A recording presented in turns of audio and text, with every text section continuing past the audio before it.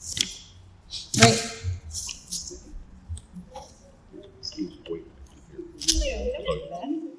Good morning. My name is Kristin Dorsey. I am the DC organizer for Survivors of the Abortion Holocaust. And we are here today at the DC Department of Health because on Monday we filed a 14-page complaint regarding the abortionist Dr. Cesare Santangelo of the Washington Surgi-Clinic. This complaint is the most comprehensive complaint to date. It lists all of the malpractice cases against him, and it has video evidence of his physical condition and the fact that he is unable to continue to do these procedures. My experience protesting and advocating against the Washington Surgi-Clinic started a few years ago when two of my friends, Terrisa Bukovinac and Lauren Handy of the Progressive Anti-Abortion Uprising, found the bodies of 115 aborted babies there. It was that galvanized the pro-life movement and continued to push us into this fight. We saw that even though these babies' bodies were mangled and we brought it to the public, that people refused to take action. The DC medical examiner refused to do autopsies, and everything fell silent. We knew it was time to step up and continued our concerted efforts in a long-term basis to stop the Washington Surgi-Clinic and to stop Dr. Cesare Santangelo from killing more children and more women. So in June, survivors did a month-long activism mission. We came out to DC, we opened up a house, and we had activists on the street every single day, fighting against Surgi, trying to stop them from what they're doing, from hurting women, from hurting children. And it was through our advocacy there, we got video evidence, and we even spoke with the relative and caretaker of Dr. Santangelo and got a diagnosis from them, saying that he has neuropathy, he's a fall risk, he requires a full-time caretaker, he can't even drive himself to work. And it was through our activism, we also got a video of him with his arm in a cast and his other arm severely swollen, clearly indicating he is unable to do these procedures anymore. So since then, we've filed this complaint with the health department, we've notified them, and we're continuing our efforts. Today, we have many great speakers from legal professions and other places that can give expertise on Dr. Cesare Santangelo and why he is no longer fit to practice. So first, we're going to start with Tim. He's the director of Survivors, and I'll give it to him.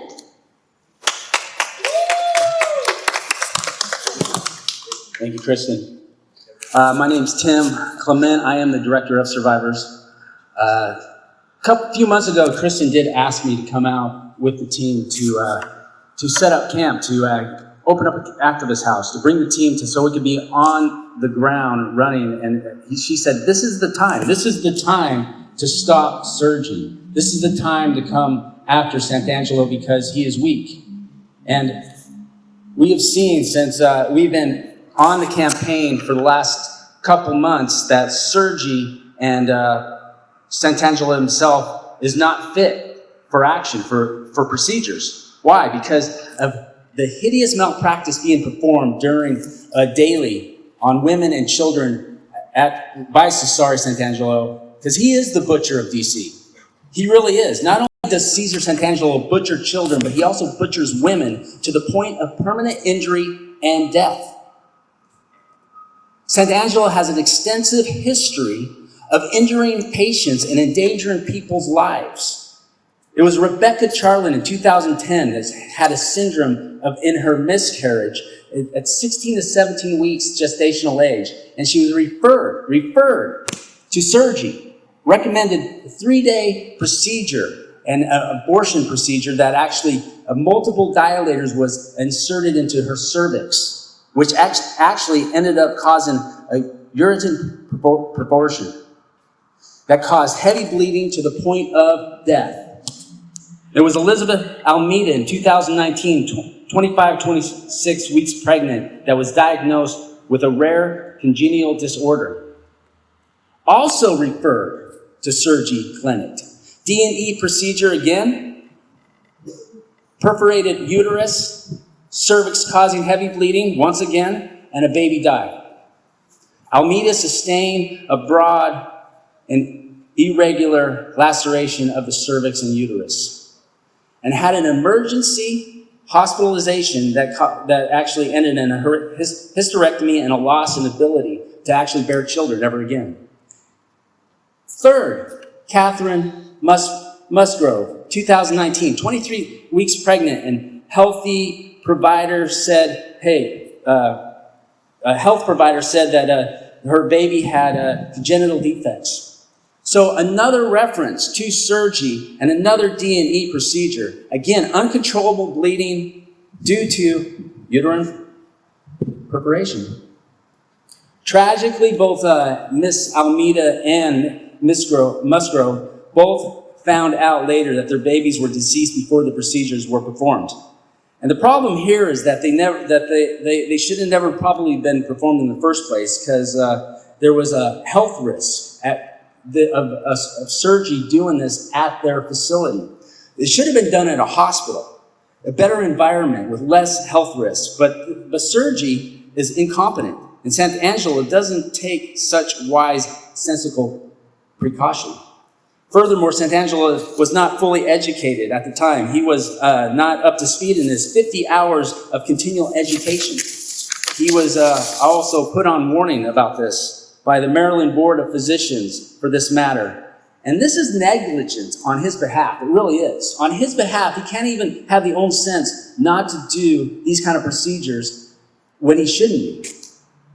So Santangelo has the extensive history of malpractice, of harming women, performing abortion procedures, and he has failed to make good judgments in properly sending them to the hospital for a safer environment when babies are deceased. He has also been negligent on continuing medical malpractice in his education. Today, he still makes bad judgments and out of pride continues to perform abortion procedures when he is not fit for the job. Santangelo is currently not physically fit or mentally stable to be an OBGYN. After hours of survivors doing investigation and intel on Santangelo, we have discovered he has a lot of health conditions that disqualify him for being a health care provider of any sort. Our own video camera footage has captured him entering his clinic, severely staggering, unstable on his feet, needing a caregiver to assist him to drive and merely stand on his own feet. He also has a cast, his right arm in a cast, and his left with bursitis, signs that he's fallen on it, and that he doesn't have the ability to actually grip his instruments properly. Therefore, he is negligent, and so is surgeon on his behalf. A family member has also informed survivors, our recon team, that he has neuropathy, which makes him mentally impaired and not mentally stable to do medical procedures on women's behalf. He is putting women at risk every day he enters his clinic and subjects them to harm and permanent injury. Again, this negligence of Surgi-Clinic in Santangelo is ridiculous. Recent Google reviews have indicated recently women have been harmed. They have given low mark in their reviews. Again, indicating there's been heavy bleeding, hemorrhaging, cramping, hospitalization visits, etc. This is alarming that Santangelo and Surgi-Clinic would be continuing to perform abortion procedures that harm and injure women out of malpractice neglect. Is this pride? Is this carelessness? I'll tell you what it is. It's ludicrous. It's ludicrous. The public has the intellectually discernment that Santangelo is incapable. He's incapable to perform D&Es. He's incapable of performing UCTs. Even our attorney Mike here. He has recognized that Santangelo is putting women at risk by performing UCTs, if that is the case. And he doesn't have the strength to use both arms to do these procedures without causing harm or permanent injury. By keeping his instruments steady enough in a womb that doesn't harm the cervix or the uterus. Santangelo has also been warned, because of other lawsuits, that he needs to update his equipment. He needs to have an ultrasound that he has purposely neglected for years, over and over. And again, survivors do an investigation. We have discovered through a phone call them admitting that they do not have an ultrasound. I cannot imagine going to my mechanic and my mechanic telling me he's going to fix my alternator or my car and not using a flashlight and saying, I'm going to put on a blindfold. How can we be confident that he cannot even see inside the uterus itself and using instruments under his condition that he is not harming women to the point of permanent injury or death? Survivors and pro-life organizations has signed on to this document that we have turned into the Department of Health. We are asking them to do a full investigation. There is enough evidence that Santangelo is physically impaired and is neglected.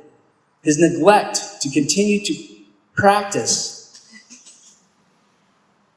healthcare in a proper capacity.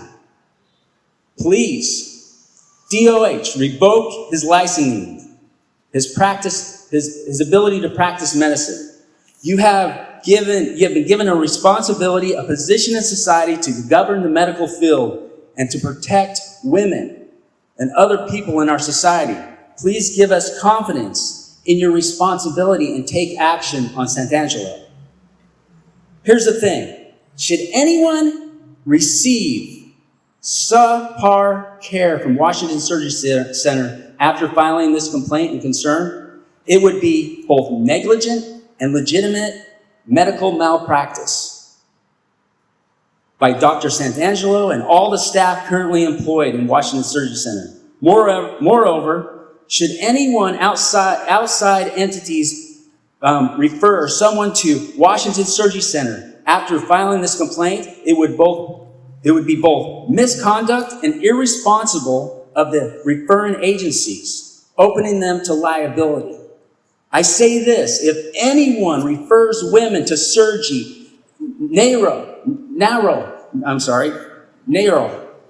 NARL, Reproductive Freedom for All, abortionfinder.org, they're chat bots. I don't care if someone's grandmother refers someone to Surgi. Survivors will issue them a tort claim notice. Conclusion is short. The survivors will not stop until justice is brought to Santangelo and Surgi-Clinic is closed. Thank you. Thank you so much, Tim.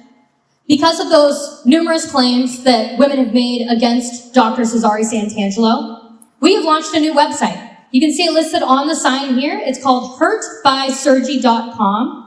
If you or someone you love has been hurt by Dr. Cesare Santangelo, or if you have been hurt by anybody at the Washington Surgi-Clinic, you can go to this website and we will review your case for free, and our lawyers can help you potentially take up a claim against the Washington Surgi-Clinic. So please go to hurtbysurgi.com so that we can give you a free case review. Next up, we have Dr. Michael New, a professor at the Catholic University. Give it up for Dr. New.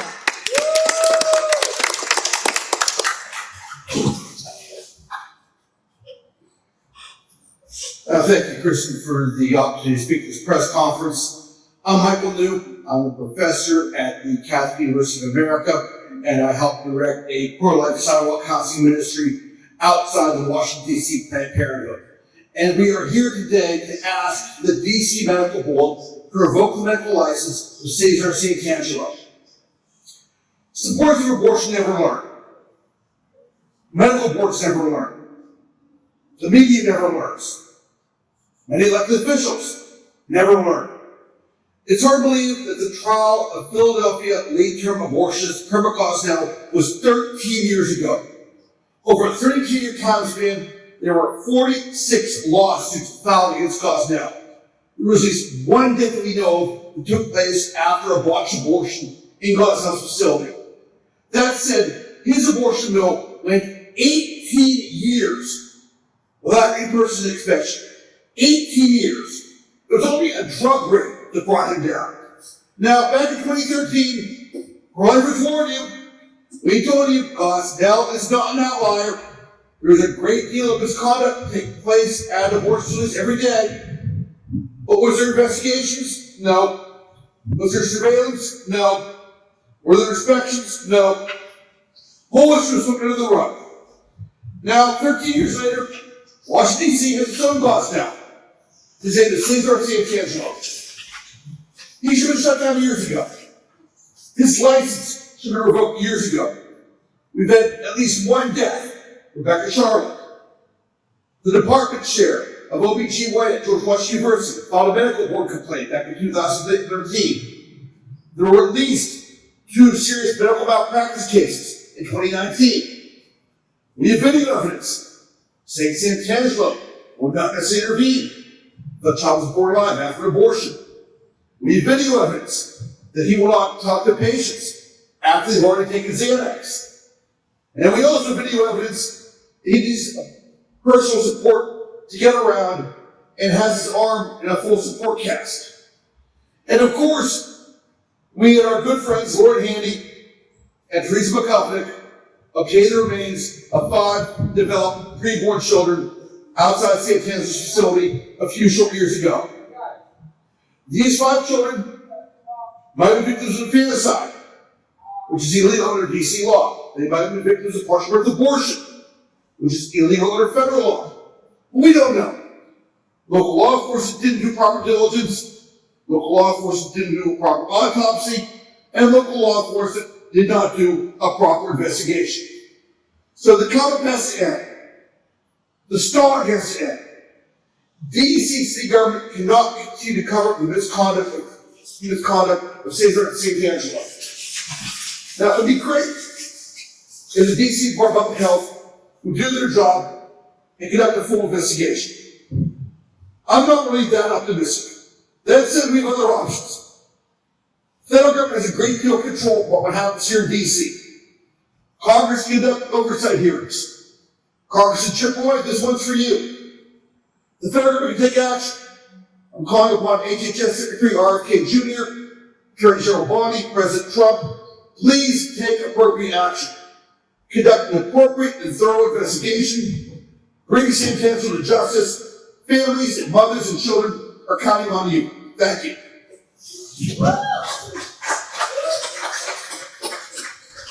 Thank you, Dr. New. Next up, we have Katie Mahoney. She's a certified health coach with Stanton Public Policy. Good morning. My name is Katie Mahoney, and I'm a board-certified holistic health coach and pregnancy coach. And I work with our amazing clients at Stanton Wellness and Stanton Public Policy and Stanton Healthcare, which is a AAAHC medical clinic. And much of what I do is dealing with maternal health, which should be a primary concern for all families. Women's wellness and healthcare is a vitally crucial element in this world, and one which we strive to provide for all women. Of all socioeconomic strata, all social strata, regardless of age, color, or beliefs, to provide the best possible care. This is particularly true given the unique needs of women who hold the intricate, incomparable physical parts that create the potential for the amazing joy of reproducing human life. But sadly, maternal health has been under attack. And we could, unfortunately, expect a low standard of care in emerging countries around the world due to their limited resources and lack of medical availability. And in some cases, it is even being used as a weapon of war, which is so tragic. And something many in the pro-life movement, including us at Stanton Healthcare, have been working on to reach these less fortunate women in other nations. However, tragically, we can see that we are facing it even in America, not because of lack of resources or availability of good medical care, but rather due to groups who are so obsessed with abortion and making that available no matter what, that they will literally sacrifice women's true health care on that sick altar of their ideology. Makes my stomach turn. Practitioners like Cesare Santangelo are able to simply continue to put women's lives at risk, as can be seen in this horrifying complaint today, without the careful watch and protection of those who should be providing true medical oversight. They have repeatedly turned a blind eye or given a casual pass on holding his dangerous medical practices and obviously substandard medical care to account. He has documented disciplinary action against him, and yet he still continues on unabated. It's time for this to stop. Women deserve better. American healthcare is better than this.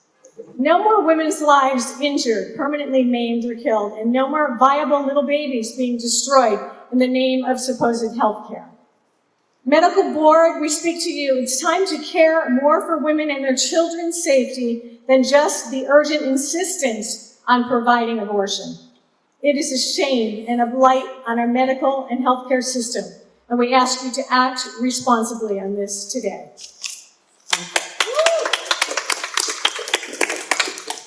Thank you, Katie. Next up, we're going to have Mike Seibel. He's the co-founder of Abortion on Trial. Thank you for coming out today. My name is Mike Seibel. I'm a national malpractice attorney who specializes in late-term abortion. The abortion industry tells us abortion is healthcare. The abortion industry tells us that late-term abortion doesn't happen.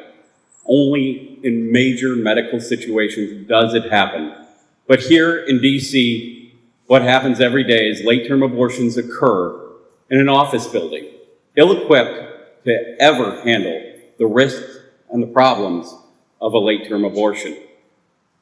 Dr. Mark Nichols, a professor at the University of Oregon State University, one of the best doctors in the entire world, says late-term abortion should take place in hospital or hospital-like settings. Dr. Curtis Boyd, one of the largest late-term abortionists, or used to testify that after the 18th week, late-term abortions are more risky than pregnancy going to term. That risk increases every week, and late-term abortions become more challenging every day. The deeper it goes in, the more physical strength is needed, more expertise is needed. This is from the nation's leading late-term abortionist. Additionally, Dr. Suzanne Robinson in the David DeLayden case was caught on video saying it's really hard to pull these babies apart inside the womb. Yet here in DC, the medical board is faced with a decision on what they need to do. Dr. Cesare Santangelo isn't even qualified to do a late-term abortion in his own office, despite his physical condition. He does not have the equipment. He does not have the facilities. He does not have surgical suites. He does not have stat labs or the ability to have a blood transfusion. And now he's complicated this even further. His physical condition makes it impossible for him to provide, quote, health care to women that come into his clinic. It is impossible for him to safely perform any type of abortion with his arm in a cast, being unstable on his feet, and having neuropathy. It is simply unsafe, and it is needlessly endangering the citizens of the DMV area as well as the nation who refers to this clinic. This needs to stop. The medical board needs to investigate this entire issue. If they do not, we can foresee a future where a 20-something woman will walk into his office, referred by a social worker, a NARAL hotline, another doctor across the country, all of who have seen his video and seen that he has no physical capability to do this. She will unknowingly go on a sedative. She will be placed with laminaria, come back the next day, and he will begin a D&E abortion or an induction abortion.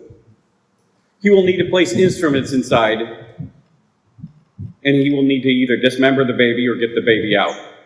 With an unsteady hand, it is clearly foreseeable that he will puncture the uterus or perforate the uterus in this situation, damage the cervix, do some type of damage. It is clearly foreseeable that this will happen.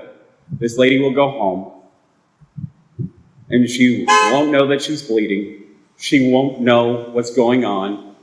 Her parents, her significant other, will come into the room, check on her. She'll be as white as a ghost.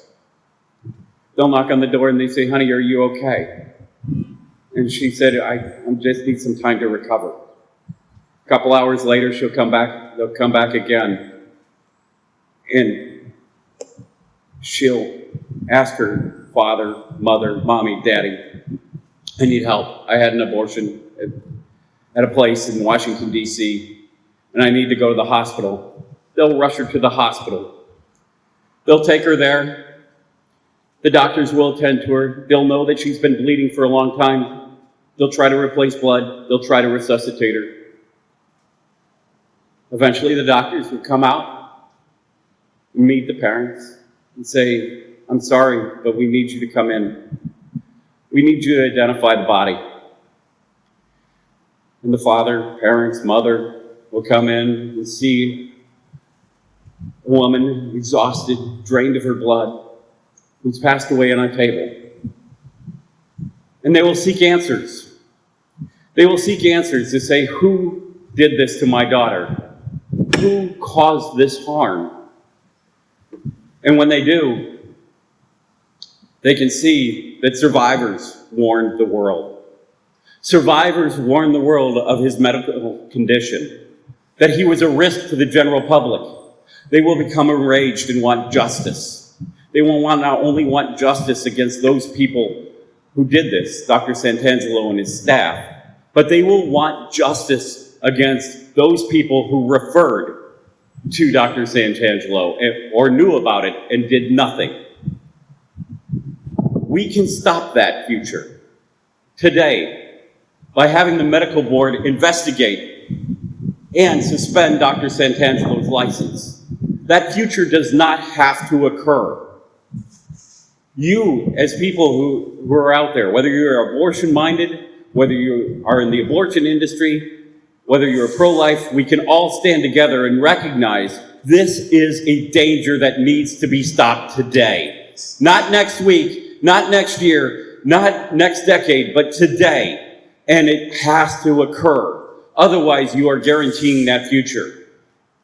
And if you don't, and that future happens, Survivors is there for you too. They have a website that you can go to, so you can find lawyers like me who'd be more than happy to go ahead and sue the abortion industry, Dr. Santangelo, anybody who referred this situation to Dr. Santangelo, and we will get justice if no one else will take it. Thank you very much. Thank you so much, Mike. I just want to re-emphasize, like he said, we've launched a website. It's listed here on the sign, hurtbysurgi.com. If you or someone in your family went to or was referred to the Washington Surgi-Clinic or to Dr. Cesare Santangelo, we will provide you with free legal services. The abortions are expensive. They take your money, they take your baby's life. What we want to give you is free. What we want to do is empower you to stand up for yourself and to stop other people from being injured too. Last but not least, we have Reverend Patrick Mahoney, the director of the Christian Defense Coalition.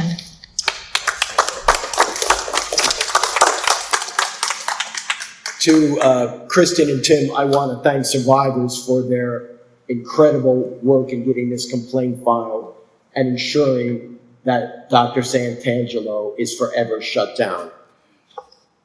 I'm Reverend Patrick Mahoney. I'm director of the Christian Defense Coalition and have been based on Capitol Hill here in Washington, D.C. for 33 years. We are gathered here today in support of women's health care. And we're calling for the D.C. Medical Board to immediately suspend Dr. Santangelo's medical license. Every day, Dr. Santangelo is allowed to practice. Women who seek his service here in our nation's capital are in danger. Women in our nation's capital are in danger. Why do I say that? Because Dr. Santangelo has had numerous lawsuits filed against him. I won't go into the powerful testimony you heard from Attorney Seibel on these issues. But recently he has been videoed and observed firsthand as being disabled, staggering, disoriented, his arm in a full cast, was met by a staff at the door with a wheelchair before performing high-risk late-term abortions on vulnerable women. In my pocket, on my phone, I have a picture of Dr. Santangelo in his cast being escorted into his facility. A simple question. If you're a woman, would you want this person to operate on you? Would you want this person in one of the most vulnerable times of your life to be entrusted with your physical well-being and care? Would you want Dr. Santangelo to operate on your daughter, on your sister, on your spouse, or your partner? I want to stress that our concerns are not motivated by political or ideological beliefs. In this case, it doesn't matter if you're Democrat, Republican, liberal, conservative, pro-life, or pro-choice. Everyone should support this proposition that women in the nation's capital should receive the best possible medical care and not be put in danger by a disabled doctor. Every American should be able to gather around the fact that women should be safe when seeking health care. To the DC Medical Board behind us, you can stop this assault on women's health care in the District of Columbia today. Immediately. You can ensure that women are safe. We would passionately call for the DC Medical Board not to protect abortion above protecting women's health. I want to say that again. We passionately call for the DC Medical Board not to protect abortion, but to protect women's health. And one final thought, and tragically this makes sense. If Dr. Santangelo regularly performs late-term abortions on viable children with no concern for their health and safety, why would we expect him to be concerned about the health of vulnerable women seeking his services? Simply stated, if you don't care about life before it's born, you're not going to care about life after it's born. DC Medical Board, do your job. And just one thing, a couple walking in earlier greeted us with the middle finger. And I wanted to say they're not giving a finger to us. They're giving a finger to all these women who are being brutalized by Dr. Santangelo. I would encourage the medical board here in our nation's capital not to give the middle finger to women seeking professional health care. Thank you very much. Thank you, everybody in attendance. Thank you to our wonderful speakers. I just want to reiterate one more time, we have launched a new website called hurtbysurgi.com. If you or someone you know was referred to the Washington Surgi-Clinic or to Dr. Cesare Santangelo and you were injured or your loved one was even killed, we will provide free legal services for you to make sure that your case is brought to justice. And we call once again for the DC Board of Medicine to hold Cesare Santangelo accountable and to revoke his medical license before he kills again. Thank you.